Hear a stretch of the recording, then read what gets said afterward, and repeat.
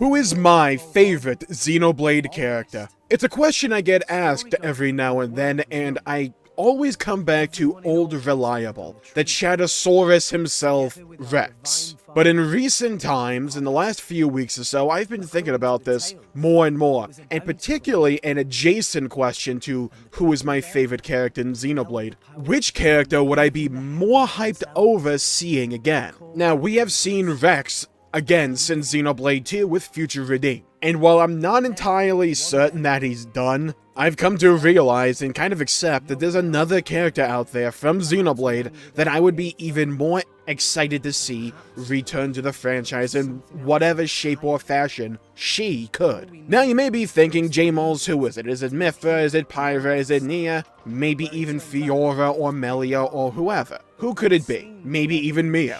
And I think those are fine answers, but for me, it's a character from Xenoblade X. And you may know that I'm a massive fan of Xenoblade Chronicles X. It was the first ever Xenoblade game that I ever played, and I only finished it relatively recently on stream. And I adore the game, and the more I think about Xenoblade X, the more I truly cherish it and come to love it. And the character of Elma to me is one of the major reasons that I'm so invested in the story of Xenoblade X. And I think that if I were to answer the question, who do I most want to see return in the Xenoblade franchise, my number one pick would have to be Elma, and I want to talk about why in this video today. And in order to do so, we need to talk spoilers for Xenoblade X, so prepare yourselves for some good old-fashioned nerd talk. Now, Elma is kind of like the protagonist of Xenoblade X. Yeah, she's not the character you play as. You play as a custom character of your own creation, but the story largely revolves around the character of Elma. And to me, she is the character that I think of when I think of Xenoblade X, like how I think about Rex for Xenoblade 2, or Shulk for Xenoblade 1, or Noah for Xenoblade 3. Kind of like the character you think of first when you hear the name of the game. For me, for Xenoblade X, it's Elma. And Elma is a character who I think Rule of Cool is able to really shine for. Because she is largely mysterious for most of the game until the big revelation that this badass savior of mankind who saved humanity during the exodus from the earth that was caught up in the crossfire between a giant alien war. She was the one that allowed the white whale, this essential Noah's Ark of humanity, to escape the earth to get to Mira to begin with. She's the one who, alongside a partner, defended the white whale so they could get away. She is a big deal. She is like the savior of mankind. And she's also the one who finds us in our escape pod on Mira at the beginning of the game. She's the one who essentially shows us the ropes, introduces Mira to us, and accompanies us throughout the entirety of the game. And there's always these big overarching questions, and this kind of, I don't want to call it nihilism, but almost this melancholy aura that surrounds her whenever she's a part of the story. Because revelation after revelation, essentially all the people that she cares about end up dying or get injured or whatever. And she's always kind of this X factor. Like, she's the one that humanity sends out on these missions in Mira, like her squad, essentially us, whenever they need something to get done because they know she's going to be the person for the job for this. And I think the character of Elma also epitomizes a storytelling foundation and principle that I'm a firm advocate for, and that sometimes KISS applies, and applies extremely well. Keep it simple, stupid. I also don't think Xenoblade X has the most complicated plot in all of Xenoblade Chronicles. It is a game that focuses less on its inherent storytelling and plot, like Xenoblade 1, 2, and 3 does, but focuses more on the world. And it still has an interesting plot, it's kind of slow for the first half. It gets picked up rapidly from Chapter 6 onwards. But even in a confine like that, in a story that I don't think is told as well as Xenoblade 1, 2, and 3, I think the character of Elma really shines, and I think that speaks more to the quality of the character of Elma than anything, where even in a game where these individual characters aren't supposed to at least shine as you would think, as well as the characters of, say, Xenoblade 1, 2, and 3, where the ecosystem those characters exist in is far more conducive to creating these far more memorable narratives in these casts of characters. Elma is such a good character and so intriguing and engaging that she is able to shine just as brightly in the environments of Xenoblade X. A game that doesn't focus as much on its story. Still focuses on it, just not as much. And I think it's because Xenoblade X was never meant to be a self-contained narrative. I think if you play the game and you see that ending and that post-credit scene, it is blindingly obvious that Xenoblade X was supposed to have a follow-up. I even think they did an interview around the time between Xenoblade 2 and 3, where they essentially said, or someone said, don't quote me on this, they want to do Xenoblade 3 first, and then they'll go back to X for like X2 or something. Maybe that's still the cards, and maybe that's still the play. I wouldn't mind seeing that. But if you see the end of Xenoblade X, it's readily apparent that the story isn't over, and I think that's a large part of the reason why I'm so anticipating a return for Elma. Because when you insert her as even like an Easter egg in Xenoblade 2, as a character that's not meant to be canon, but just interact with the rest of the cast of Xenoblade 2, and you go on a little bit of a quest, and you just hear Elma talk about Mira and comparing and contrasting all the rest to not Elma, but to Mira. There's so much interest and mystery and intrigue surrounding her and the world of Mira that I find the two inexplicably or inextricably bound together. The mysteries of one are essentially the mysteries of the other, even if the story hasn't really set that up necessarily so. They've kind of like intertwined these two characters together. So it feels like as one is being developed, so is the other. I know that's hard to understand and explain, but it's just like this feeling that I have in the cockles of my heart, essentially. And then you have the big reveals for Elma at the end of Xenoblade X. Big spoilers incoming, by the way. Elma's not human. Yeah, I told you big spoilers were gonna come. Yeah, Elma is this alien. We're not entirely sure of her origin, but we know that she is an alien that, for whatever reason, decided to aid humanity in their final hour. This was a massive, massive secret, where essentially, for most of people's concern, she was just another human. And I think only the top brass really understood she isn't human, she's this alien life form that came to Earth, understanding what was going to happen, gave them all of this technology, and essentially jump-started humanity's technical revolutions and innovations, hundreds if not thousands of years, to prepare humanity to flee from Earth to another world, and that ended up being Mira for whatever reason. Essentially in all those cool sci-fi worlds where humanity discovers some kind of alien tech and is able to reverse engineer it to jumpstart technology thousands or hundreds of years or whatever,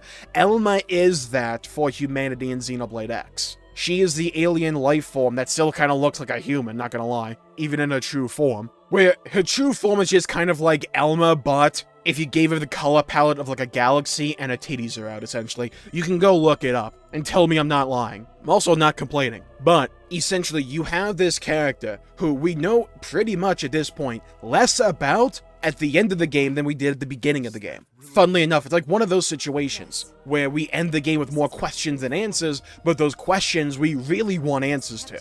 In a good way, in all the right tenses of that phrase. Where did she come from? Why is she doing all this? Like, what is her upper limit? Just how much can she achieve and is yet to achieve for humanity and for whatever her end goals are? Because Xenoblade X and the plot of Xenoblade X at this point is essentially humanity got caught up in the middle of some giant galactic conflict and is being pulled every different direction with all of these massive revelations, and we are just like caught in the middle of all of it. Like this giant astral puzzle, essentially. And then the one place we think we can find some sort of salvation, this planet we accidentally come up to, called Mira, all of a sudden, nothing is the way it seems. And Elma discovers, because she's the one who leads this expedition, because this is the post-credit scene of Xenoblade X. Essentially, the entire game is us going to find this thing called the Lifehold, where the way we manage to survive this giant cosmic expedition in the White Whale is not by feeding everybody and all that, but by having everyone essentially be on ice and have everyone, like, possess this thing called a mimeosome, which is essentially like a cybernetic android robot thing, where people don't even realize that they are robots and stuff like that, to prevent mass hysteria and confusion and panic, but they are on a battery. And the Lifehold is essentially that battery, and it's running low, and the entirety of the game is us racing against the clock as well as other alien factions to find the Lifehold to save humanity so that we can essentially give it a recharge, and also get our original bodies back. Elma doesn't need this because, again, she's an alien. But the big revelation at the very end of the game, and the reason I call Xenoblade X a massive cliffhanger, is essentially the revelation is, hey, the Lifehold was always destroyed since we landed. It destroyed, or was destroyed, in the landing. Aliens didn't find it first or whatever, it was destroyed the second we got there, to Mira. For the entirety of the game, the Lifehold, the thing we have been searching for and were told, and even Elma believed, this person that knew everything and more at this point in time, everyone believed the Lifehold still existed, because we had a battery percentage essentially, and as the game went on, it kept going down. It was destroyed this entire time. Technically speaking, humanity should be extinct. Or at least everyone on Mira should be dead right now. But it's like your phone battery being at 0%, but still fully functional. Not giving you any notification or whatever. It's perfectly functional as if it was at 75. And then Elma makes the connection and says, there's something about this world. We know there's something weird about Mira, this confirms it. It's almost as if this world itself is alive, or something on this world is, that wants humanity here, and with some kind of power or capability, is keeping humanity alive. And there's just something about the sci-fi fan in my brain that loves this idea of Elma as a character being essentially the savior of humanity, giving us all of this technology and enacting this grand scheme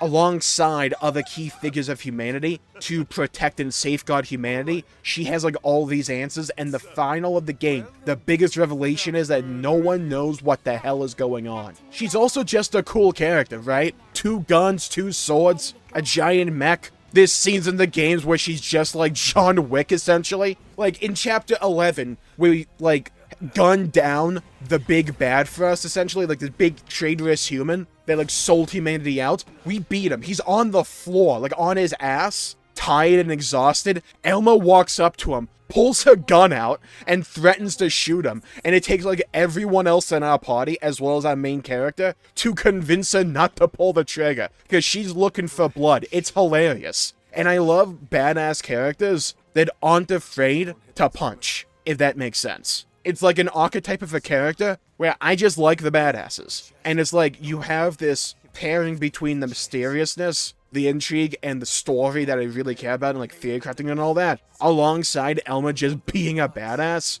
And at like no point in this story does Elma ever feel annoying. And I truly do care about that when it comes to caring about characters. If I feel annoyed because of the actions or the decision making of a character, it can work in the confines of a story, just don't expect them to be my favorite character. But for like Elma, she never does. She always feels like she's pushing the plot along, or is doing something reasonable, and I do appreciate that from a character. So in terms of the execution of the character of Elma, the backstory for Elma, I'm deeply intrigued by it. She has great music. I always considered Xenoblade X The Way, like the song called The Way, which is essentially a version of Theme X, but with lyrics. I always considered that to be Elma's theme song. It's a beautiful song and arguably my favorite song in all of Xenoblade. I listen to it religiously. And you pair that alongside a character that is just juxtaposed and like inserted into this world and sci-fi style that I really do appreciate and is exactly up my aesthetic alley and preference,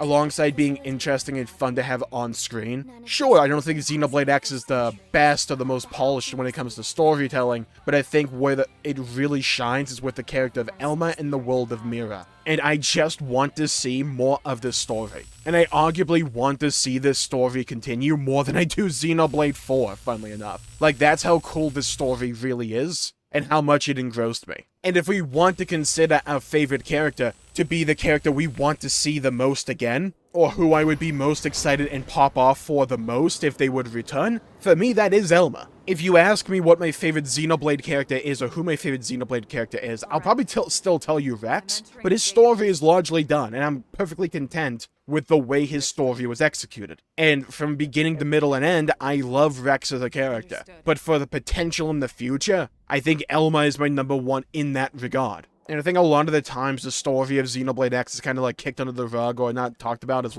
a lot when in comparison to Xenoblade 1, 2, and 3, but I do think there's a lot of good that Xenoblade X's narrative does, especially when it concerns the character of Elma in the world of Mira. It's really fascinating, engrossing, and just freaking cool, and sometimes the combination of those three produces some of the best. Just in general. And yeah, this video is essentially just me yapping about Elma from Xenoblade X, but I think sometimes it's cool and interesting just to take a step back, relax, and admit that our opinions can change, understand why they change, and understand what kind of writing intrigues us the most, so that we can understand that and maybe pursue stories and games that appeal to those interests more directly. More knowledge is good in my opinion, in understanding what you like and what your preferences are, for whatever reason, and just being able to take a moment and a step back to analyze yourself and analyze your own preferences can be important. Also gives me an excuse to make a cool video, right? So I mean, I'll take it. Gives me a chance to talk about Xenoblade X, like I'm gonna miss out on that one. So with that, I'll call the video there for the day. Thank you all for tuning in. My pleasure for making the video.